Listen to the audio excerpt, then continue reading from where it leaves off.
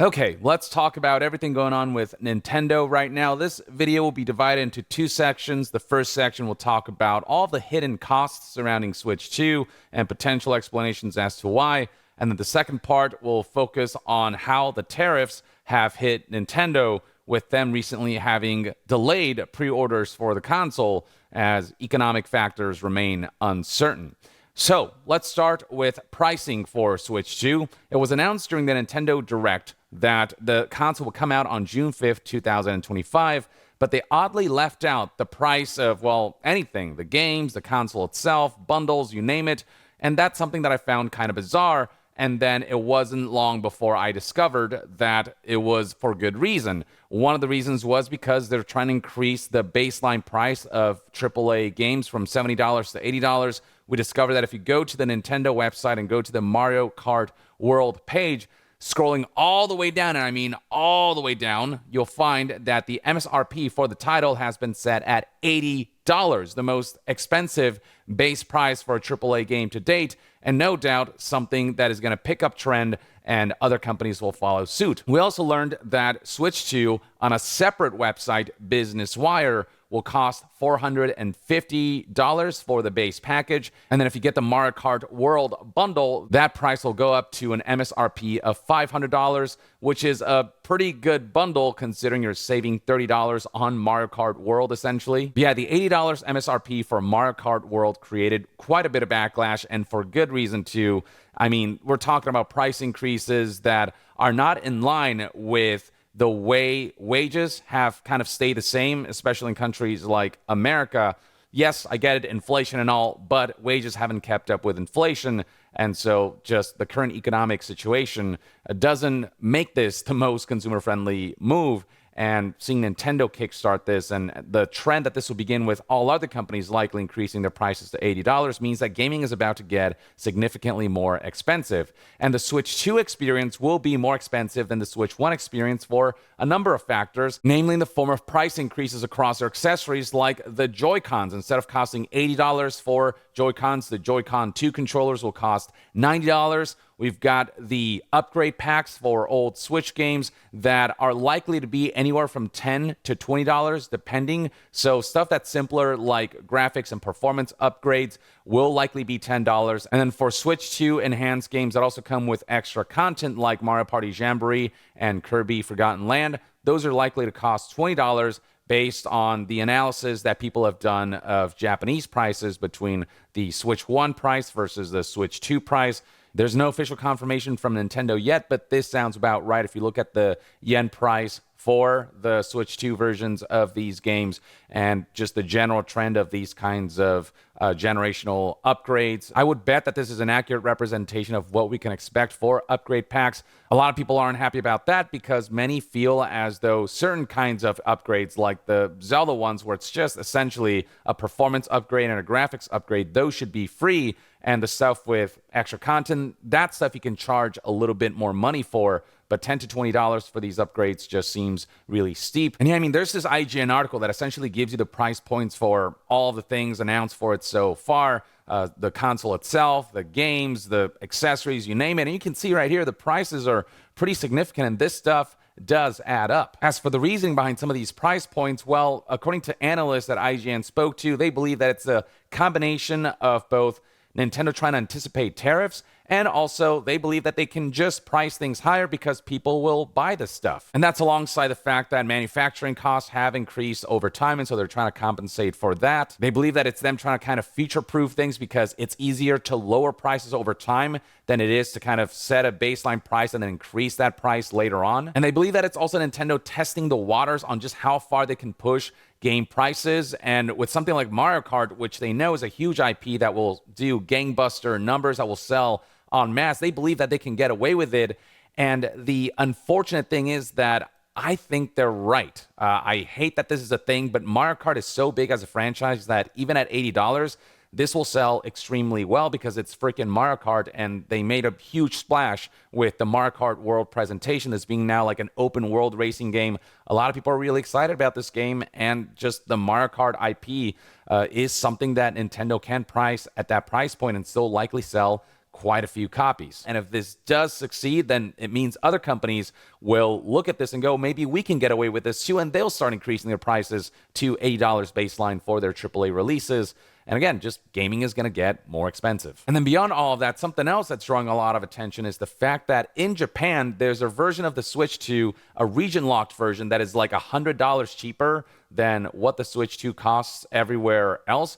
As IGN reports here, in Japan, it's releasing a Japanese language system for 49,980 yen, which translated to dollars, that's roughly $333.22, while its multi-language system runs at 69,980 yen, which is roughly $466.56. Basically, it has to do with the yen being really weak and Nintendo having to price Switch 2 in a way that's appropriate specifically to the Japanese market, but they also don't want people outside of Japan to look at how much cheaper the Switch 2 is in Japan and essentially buy them en masse in Japan. And so they're region locking the cheaper model so that it's more likely that people in Japan will buy this model, while the region-free version of the console will cost roughly the same as the console does everywhere else. So there's just a lot of discussions going on in regards to the Switch 2's pricing, but mainly the additional costs associated with Switch 2 that Nintendo kind of kept buried. And outside of the Nintendo Direct, it's stuff that they essentially hid in fine print, and it's a style of communication that's drawn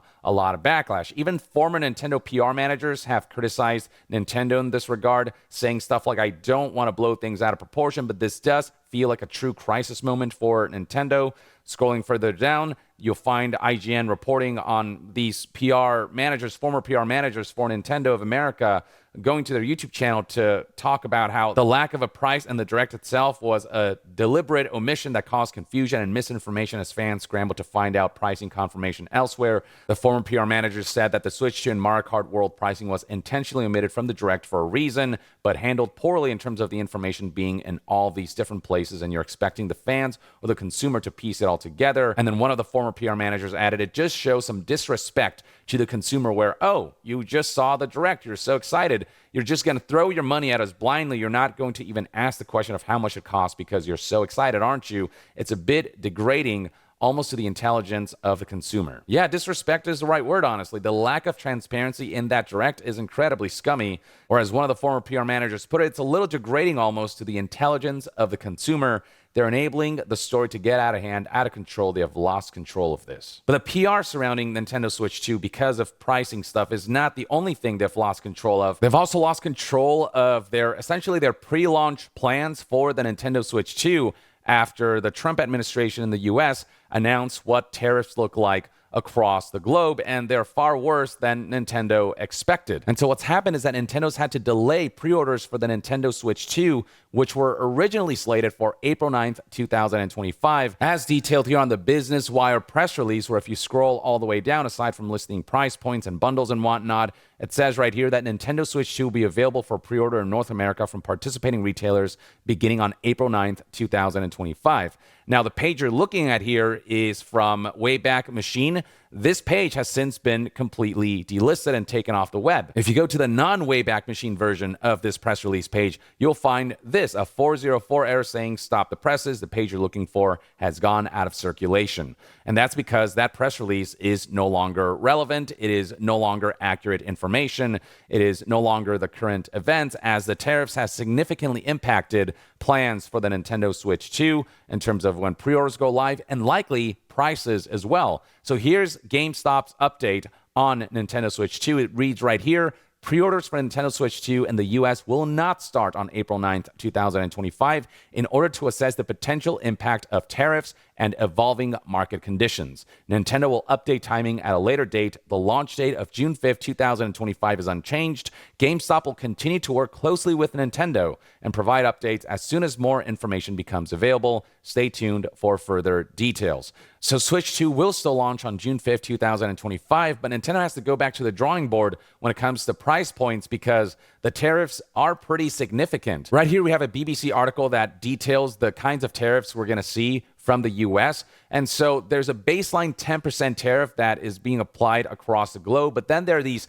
custom tariffs that are far worse. And among the countries that took the biggest hits are China, Vietnam, and Taiwan. China was hit with a 54% tariff, Vietnam a 46% tariff, and Taiwan a 32% tariff. And I highlight these specific countries because that's where a lot of electronics manufacturing happens. Now, for those who don't know, back in 2019, Nintendo actually moved manufacturing and production of Nintendo Switches from China to Vietnam in order to avoid tariffs and stuff that came about because of relationship turmoils between the USA and China. And now Vietnam is being hit with this 46% tariff. And so this will have a direct impact on Nintendo Switch 2 production and in turn potentially Nintendo Switch 2 price point. And then beyond that, when it comes to NVIDIA, they manufacture a lot of their products through Taiwan. Taiwan has been hit by a 32% tariff. A lot of manufacturing happens in China, 54% tariff.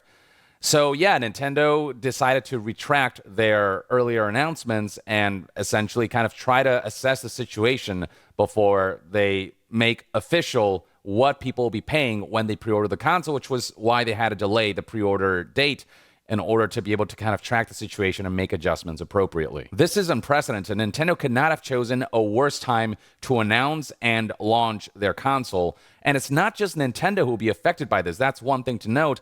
I would imagine that we might soon start seeing other console manufacturers like PlayStation and Xbox start to announce price increases for their hardware as well, because they just have to essentially keep up with market trends. And the market trend right now is that, things will just cost more to import. And in turn, they have to make up for that price difference by increasing the prices of the products that they sell because they're now more expensive to make and to bring over. And I mean, who knows how that will also impact all of the accessories that they're selling separately from the Switch 2 base console itself. We've already seen listings for games indicating that physical versions might cost $10 more. So if Mario Kart 8 is $80 digital, then its physical version might be $90. And who knows how physical versions of games will be impacted, as those require manufacturing and shipping, so will cost for that increase. It's an unknown landscape right now. I'm sure we'll see a lot more kind of concrete announcements and price points set over the coming days and weeks. But yeah, this kind of put Nintendo in a complete disarray when it comes to its plans, its pre-launch kind of information that they're presenting to audience members.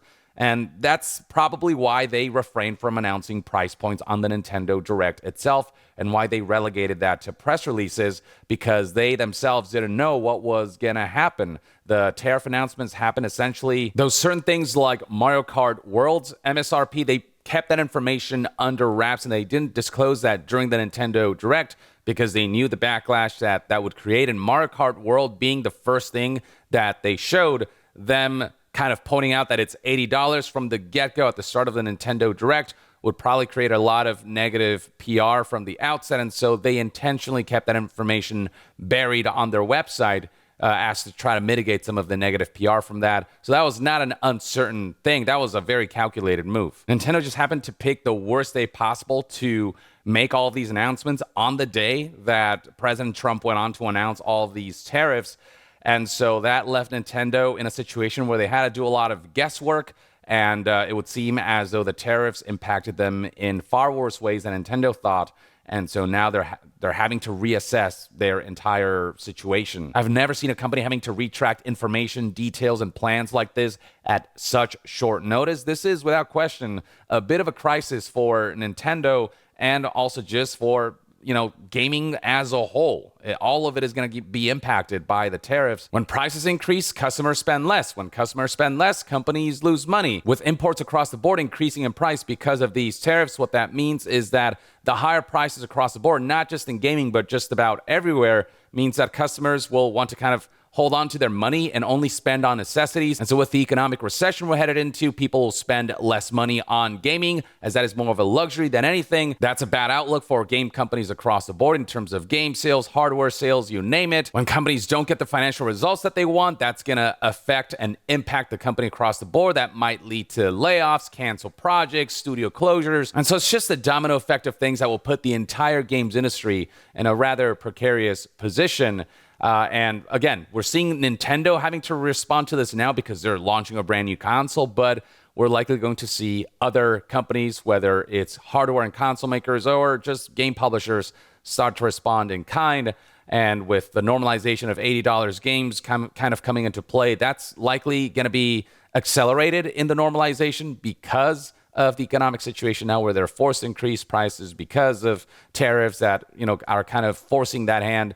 So it's a whole situation, folks. Yeah, I'll be definitely keeping a close eye on things and reporting to you to make sure you're as informed as possible. But right now, this is kind of all we know concretely. There's just not much we know aside from the fact that Nintendo has gotten cold feet about the current pricing model, and they'll likely be making adjustments and will likely be announcing something soon in regards to when we can start to pre-order and at what price point.